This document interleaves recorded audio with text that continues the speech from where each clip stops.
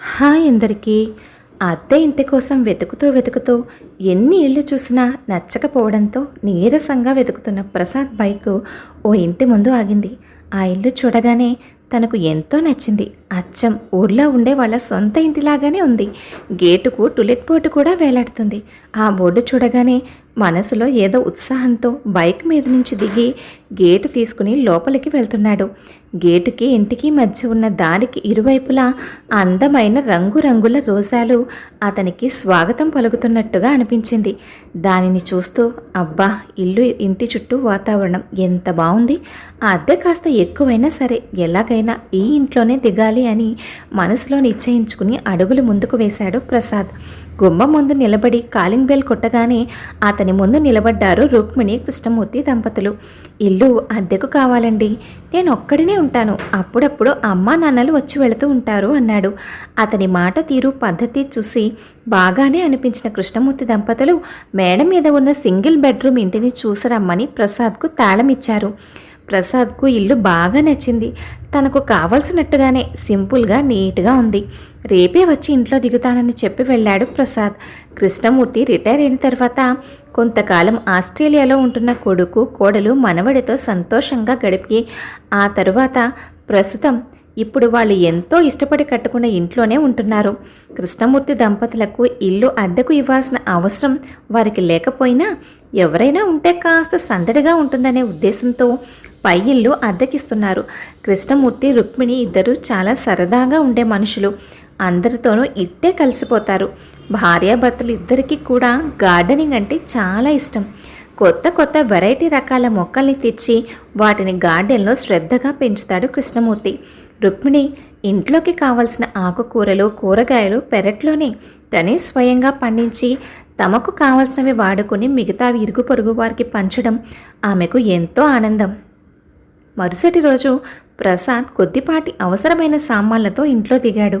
ఉదయం లేచి మెడిటేషన్ చేసుకుని ఎక్సర్సైజ్ చేసిన తరువాత కాసేపు రిలాక్స్ అయి ఆఫీస్కి వెళ్తాడు. సాయంత్రం 7 గంటలకి ఆఫీస్ నుంచి వస్తాడు. ప్రసాద్ ఆదివారం పూట అప్పుడప్పుడు సాయంత్రాలు తనకు తీరిక దొరికినప్పుడు రుక్మిణి దంపతులతో సరదాగా కబుర్లు చెబుతూ వారిని నవ్విస్తూ ఉండేవాడు. అలా రోజులు గడుస్తూ ఉండగా ప్రసాద్ ఇంటికి వచ్చిన నెల రోజులకు తన అమ్మా నాన్నలు కొడుకు దగ్గరకు వచ్చారు. ప్రసాద్ వాళ్ళ నాన్నగారు కూడా ఓ ప్రైవేట్ కంపెనీలో జాబ్ చేసి రిటైర్ అయ్యారు. వాళ్ళు అక్కడ ఉన్న వారం రోజుల్లోనే రుక్మిణి దంపతులకు ప్రసాద్ వాళ్ళ అమ్మా నాన్నలకు మధ్య మంచి స్నేహం ఏర్పడింది. ఓ రోజు సాయంత్రం పెద్దవాళ్ళు నలుగురు కూర్చుని మాట్లాడుకుంటూ ఉండగా మాటల సందర్భంలో రుక్మిణి ప్రసాద్ తల్లితో, ప్రసాద్ మంచి అబ్బాయి, మంచి ఉద్యోగం ఉంది, పెళ్లి వయసు కూడా దాటిపోతుంది, ఎవరైనా మంచి అమ్మాయిని చూసి పెళ్లి చేసేస్తే వాళ్ళిద్దరూ చిలక గోరింకల్లాగా కలిసి ఉంటారు కదా, ఎన్నాళ్ళని ఇలా ఒంటరిగా ఉంటాడు అంది. మా మనసులోనూ అదే ఉందండి, కానీ మావాడేమో పెళ్లి పూసి ఎత్తి తినే అంత ఎత్తున లేస్తున్నాడు. 2 సంవత్సరాల క్రితం పేరయ్య ద్వారా ఒక సంబంధం వస్తే అమ్మాయి బాగుంది, బాగా చదువుకుంది, అబ్బాయి ఇలాగే ఉద్యోగం చేస్తుందని, మంచి కుటుంబం అని ఎంతో ఆనందంగా ఇద్దరికీ పెళ్లి చేశాం. కానీ ఏం లాభం, పెళ్లి జరిగింది కానీ కనీసం 20 రోజులు కూడా ఇద్దరూ కలిసి లేరు. వారిలో వారు ఏం గొడవలు పడ్డారో కానీ మాకు ఇప్పటికీ పూర్తి వివరాలు తెలియకుండానే ఇద్దరు మేం కలిసి ఉండము అంటూ విడాకులు తీసేసుకున్నారు.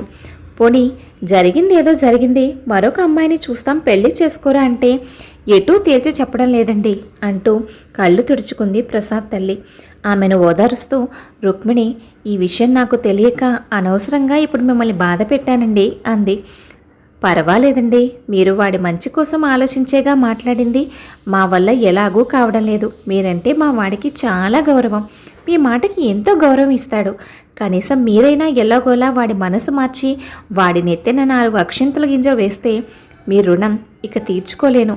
రుక్మిణి గారు, అయ్యో అంత పెద్ద మాటలు ఎందుకండి, ప్రసాద్ అంటే మా ఇద్దరికి ఎంతో అభిమానం, మా కొడుకులాగానే మాతో కలిసిపోయాడు, అలాంటి వాడిని చూస్తూ చూస్తూ అలా ఒంటరిగా వదిలేస్తామా ఏంటి? మీరు ఏమీ బాధపడకండి, తొందరలోనే మీరు సంతోషపడే వార్త మీ చెవిన వేస్తాను, నా మీద నమ్మకం ఉంచండి అంటూ ప్రసాద్ వాళ్ళ అమ్మకి ధైర్యం చెప్పింది రుక్మిణి. ఒక ఆదివారం సాయంత్రం గార్డెన్లో కూర్చుని కాలక్షేపం చేస్తున్న ప్రసాద్ దగ్గరికి వెళ్లారు రుక్మిణి దంపతులు. రండి రండి రండి కూర్చోండి అంటూ వాళ్ళతో సరదాగా మాటలు కలిపాడు ప్రసాద్. కొంతసేపు సరదా కబుర్ల తర్వాత రుక్మిణి ప్రసాద్తో, బాబు, అమ్మా నాన్నలు నీ పెళ్లి గురించి మొత్తం చెప్పారు. నీకేమీ అభ్యంతరం లేకపోతే అసలు ఏం జరిగిందో మొత్తం చెప్పు బాబు. దానిని బట్టి భవిష్యత్తులో ఎలాంటి నిర్ణయం తీసుకోవాలో ఓ నిర్ణయానికి రావచ్చు అంది. ఆంటీ, నా పెళ్ళి విడాకులు రెండూ కూడా చాలా చిత్రంగా జరిగిపోయాయి. 2 సంవత్సరాల క్రితం అమ్మ వాళ్ళు నా కోసం సంబంధాలు చూస్తూ ఉంటే వచ్చింది రూప అనే అమ్మాయి సంబంధం. అమ్మాయి బాగుంది, మాకు అన్ని విధాలా సరిపోయే ఫ్యామిలీ అని సంబంధం ఖాయం చేశారు. కానీ పెళ్ళైన తర్వాత తన ప్రవర్తనలో తెలిసింది తనకు ఈ పెళ్ళి ఇష్టం లేదని, హ్యాపీగా ఉద్యోగం చేస్తూ దేశ విదేశాలు తిరుగుతూ లైఫ్ని ఎంజాయ్ చేయాలని ఉందని. తను నాకు, నా ఉద్యోగానికి కూడా రెస్పెక్ట్ ఇచ్చేది కాదు. మా అమ్మ నాన్నల గురించి లెక్కలేనట్టుగా మాట్లాడేది. కనీసం తను తిన్న కంచం కూడా తీసేది కాదు. అలాంటి చిన్న చిన్న కారణాలే చిలికి చిలికి గాలి వానలా మారి ఇక ఇద్దరం కలిసి ఉండలేమనుకుని విడిపోయాం. ఆమెతో సరదాగా మాట్లాడినట్టు కూడా గుర్తులేదు నాకు అన్నాడు ప్రసాద్. ప్రసాద్ మాటలకు నిట్టూరుస్తూ, చిన్న వయసులోనే పెద్ద ఉద్యోగాలు, పెద్ద పెద్ద జీతాలు చేతిలో ఉండడంతో ఈ కాలం చాలామంది అమ్మాయిలు ఇలాగే తెలిసి తెలియని తనంతో జీవితాలను నాశనం చేసుకుంటున్నారు. బంగారం లాంటి నిన్ను కాదనుకుని వెళ్ళిన ఆ అమ్మాయి ఏం సుఖపడుతుందిలే, బాధపడకు. నిన్ను, నీ మనసును అర్థం చేసుకునే మరో మంచి అమ్మాయి నీ జీవితంలోకి తప్పకుండా వస్తుంది అని ధైర్యం చెప్పింది రుక్మిణి. సరే ఆంటీ, నేను వెళ్తాను అంటూ ప్రసాద్ అక్కడి నుంచి వెళ్ళిన తర్వాత రుక్మిణి దంపతులు ఇద్దరు ప్రసాద్ చెప్పిన విషయాల గురించి ఆలోచిస్తూ ఉండగా రుక్మిణి ఉన్నట్టుండి, ఏవండి అంటూ ఏదో గుర్తొచ్చిన దానిలా కృష్ణమూర్తిని గట్టిగా పిలిచింది. ఏమిటే అలా అరిచావు? ఒక్కసారిగా భయపడి చచ్చాననుకో అన్నాడు కృష్ణమూర్తి. అబ్బా, ఏం లేదండి, మా అన్నయ్య గారు అమ్మాయి రాణి లేదు, చాలా మంచి పిల్ల. పాపం దాని జీవితం అలా ఎటూ కాకుండా అయిపోయింది. బంగారం లాంటి పిల్లని పెళ్లి చేసుకుని అర్ధాంతరంగా వదిలేస్తాడా ఆ చేసుకున్నవాడు? అసలు ఆ సమయంలో మనం ఆస్ట్రేలియాలో ఉండబట్టి కానీ, లేదంటే దాని జీవితం అలా అయి ఉండొచ్చేదాన్నా అన్న రుక్మిణి మాటలకు, అవును నిజమే రుక్మిణి, ప్రసాద్ మంచి పిల్లాడు. రాణి మన కళ్ళ ముందే పెరిగిన పిల్ల. ఇద్దరు జీవితంలో ఒకేలాంటి దెబ్బతిని ఉన్నారు. ఇద్దరిది మంచి ఈడు జోడు. అలాంటి ఇద్దరిని మనం కలిపితే చక్కగా ఉంటుంది జంట అని అన్నాడు కృష్ణమూర్తి. అనుకున్నదే తడవుగా భర్త చేతిలో ఉన్న ఫోన్ తీసుకుని అన్నగారికి ఫోన్ చేసింది రుక్మిణి.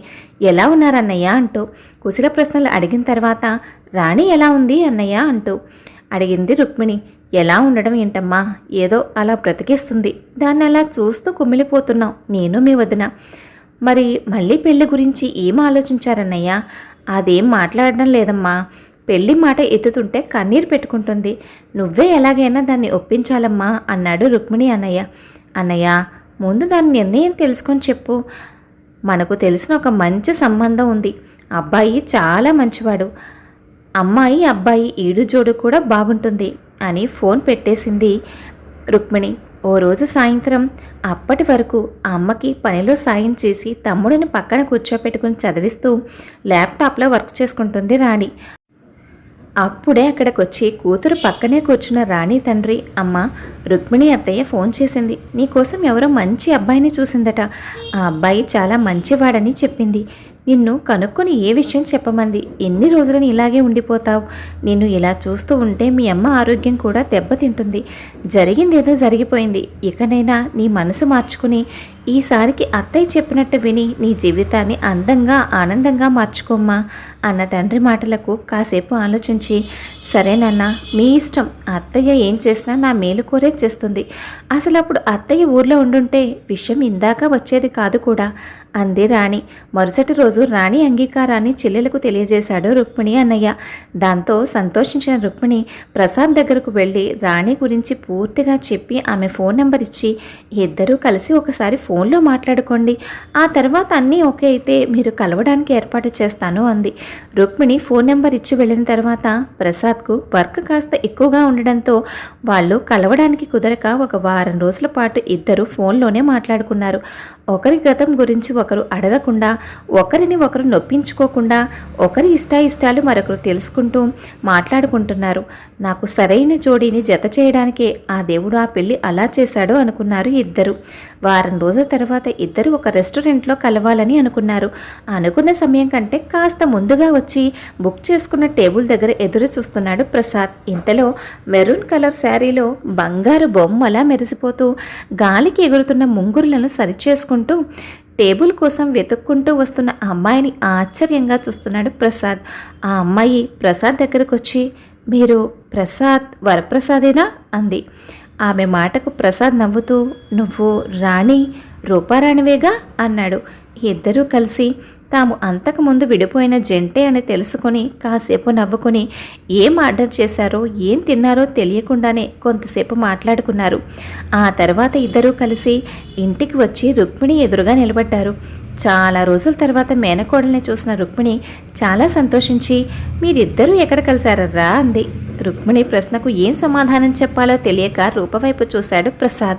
రూప రుక్మిణిని లోపలికి తీసుకువెళ్ళి జరిగినదంతా చెప్పి, మేమిద్దరం ఇప్పుడు ఒకరినొకరం పూర్తిగా ఇష్టపడుతున్నాం అత్తయ్య, మమ్మల్ని నువ్వే కలపాలి అంటూ రుక్మిణిని పట్టుకుని ఏడ్చేసింది.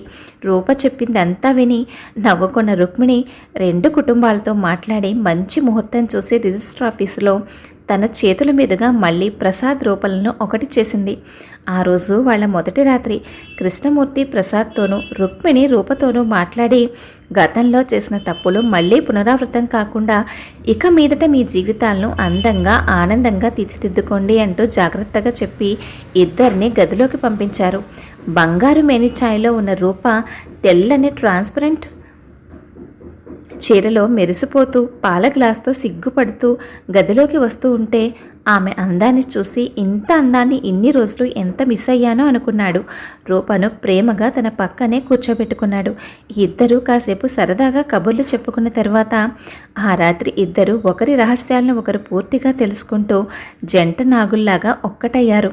ఆ తర్వాత ఒకరికొకరు అర్థం చేసుకుంటూ సంతోషంగా జీవితాన్ని గడుపుతున్నారు. తన చేతుల మీదుగా ఒకటి చేసిన ఆ జంట కన్నుల పండుగగా తమ కళ్ళ ముందే తిరుగుతూ ఉంటే చూసి మురిసిపోతున్నారు రుక్మిణి దంపతులు. కథ విన్నారు కదా అండి. కథపై మీ అభిప్రాయాన్ని తప్పకుండా కామెంట్ చేయండి. మరొక మంచి కథతో మళ్ళీ కలుద్దాం. ఉంటాను మరి.